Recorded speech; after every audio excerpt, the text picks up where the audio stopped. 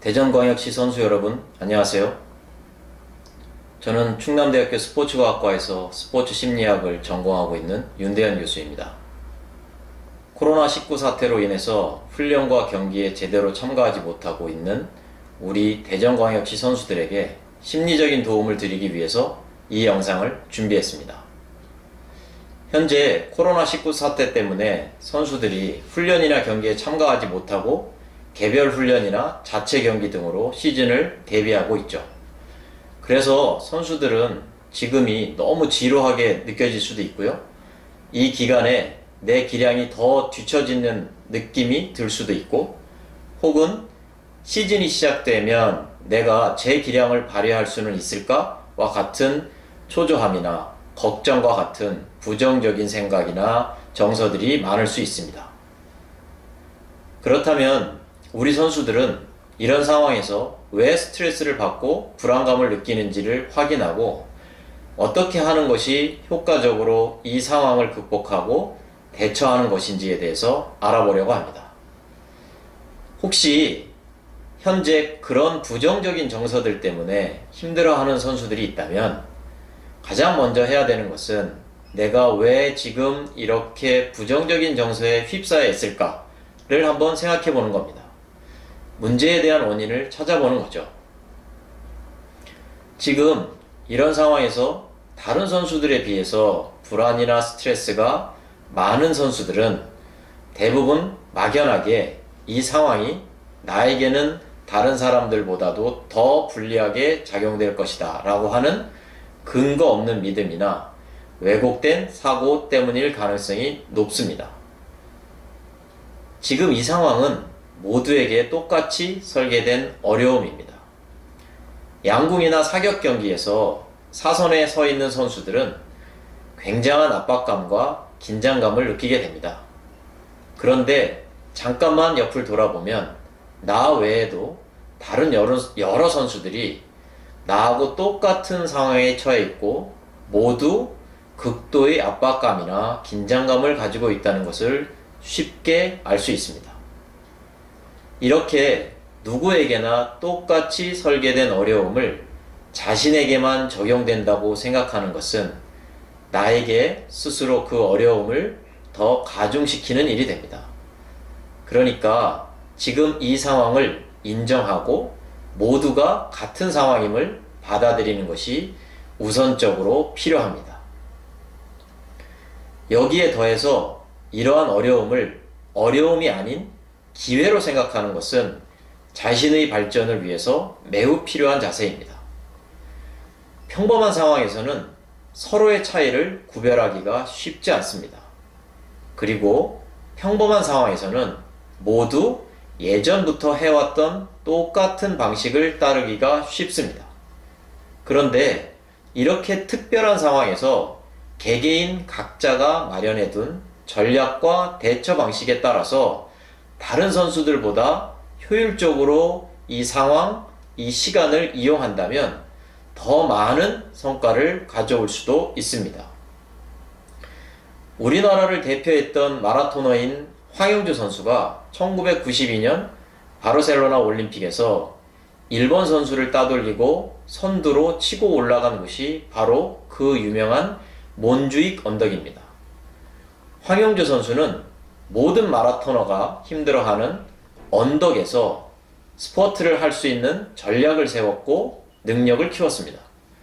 그래서 몬주익 언덕의 오르막과 내리막에서 스퍼트를 했고 마침내 금메달을 목에 걸 수 있었습니다. 따라서 지금 여러분들이 보다 효율적이고 전략적으로 이 시기를 보내신다면 다른 선수들보다 한 발 더 앞서 나갈 수 있는 절호의 기회가 될 수도 있습니다. 지금은 여러분들에게 위기가 아니라 기회가 될 수 있다는 뜻입니다.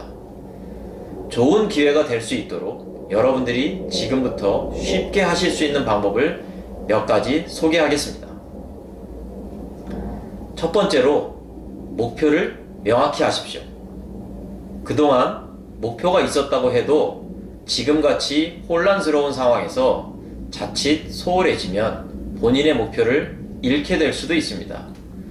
그리고 이미 설정된 목표가 있다고 하더라도 필요하면 보다 효과적으로 재설정해서 실천할 필요가 있습니다. 목표는 여러분들의 행동을 일으키고 노력을 투입하게 하는 동기 유발의 가장 좋은 방법입니다.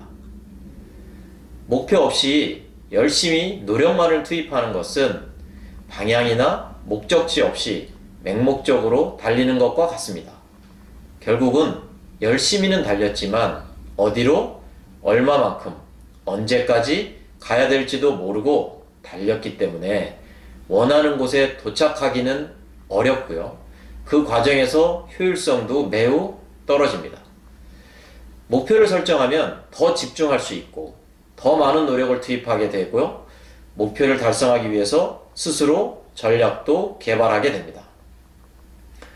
그러면 그러한 목표는 어떻게 설정할까요? 먼저 목표는 구체적이어야 합니다. 종종 선수들과 상담을 진행하다 보면 당신의 목표는 무엇이냐? 라는 질문을 하곤 하는데요.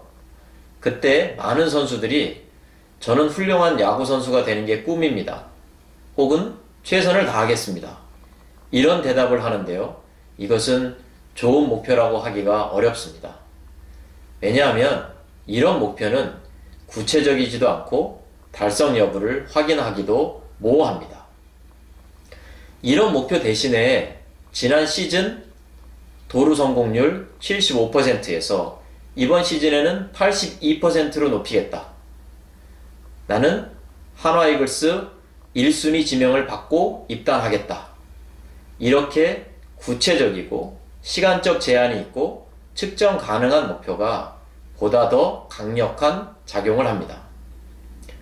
목표 설정에서 두 번째는 어렵지만 실현 가능한 목표를 설정하는 것이 바람직합니다. 너무 쉬운 목표는 시작이 늦어질 수도 있고 빨리 목표를 달성하고 나서 계속적으로 노력을 투입하지 않게 될 수도 있습니다. 반대로 도저히 불가능한 목표는 노력을 투입하지도 않거나 아니면 중도에 포기할 가능성이 높습니다. 왜냐하면 어차피 안 될 것을 알기 때문이죠. 따라서 정해진 기간에 최대한의 노력을 투입해서 달성할 수 있는 목표를 설정하는 것이 좋습니다. 세 번째는 최종적이고 장기적인 목표의 설정도 필요하지만 이와 더불어서 중기 목표와 단기 목표도 함께 설정하는 것이 효과적입니다. 중기 목표와 단기 목표를 설정하면 목표를 달성해 나가는 성취감도 맛볼 수 있고 최종적인 목표에 도달하는 과정과 진행 사항을 확인할 수 있기 때문에 지루하지 않게 계속적으로 노력을 투입하기가 수월합니다. 또한 필요에 따라서는 여러 전략을 개발하거나 지원책을 강구할 수도 있습니다. 여기에 기록을 해나가면서 목표를 달성하는 것도 매우 좋은 방법입니다. 목표 설정에서 마지막으로 긍정적인 목표를 설정하는 것이 좋습니다. 서비스 실패율을 낮추자 라는 목표보다는 서비스 성공률을 80%로 높이자 라는 목표가 효과적입니다. 실패를 줄이기 위한 목표는 이미 실패에 대한 두려움을 내포하고 있기 때문에 반어적으로 작용해서 오히려 수행에 방해가 될 수 있습니다. 이를 심리학에서는 반어적 심리 과정이라고 하는데요. 실패율이라는 표현이 부정적 심리 감석과 강박으로 이어져서 수행에 방해가 된다는 겁니다. 그래서 부정적인 목표보다는 긍정적인 목표가 성공에 집중하는 데 보다 효과적으로 작용합니다. 지금 같은 시기에 본인의 목표를 다시 한번 점검하고 설정하는 것은 꼭 필요한 과정일 것입니다. 오늘은 코로나19 때문에 여러 스트레스나 불안감에 쌓여 있을 수 있는 선수들에게 지금 이 상황을 있는 그대로 인정하고 누구에게나 똑같이 작용하는 어려운 상황이라는 것과 이러한 상황이 여러분들에게 오히려 기회가 될 수 있다는 말씀을 드렸고요. 구체적인 방법으로는 첫 번째 목표 설정에 대해서 설명을 드렸습니다. 다음 시간에는 두 번째 구체적인 방법으로 행동으로 자신을 자극하는 방법과 세 번째 심상을 활용하는 방법에 대해서 알아보겠습니다.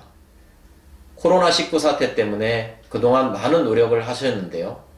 지금까지 노력이 헛되지 않고 빛을 발할 수 있도록 조금만 더 힘을 내시기 바랍니다. 다음 시간에 다시 뵙겠습니다. 감사합니다.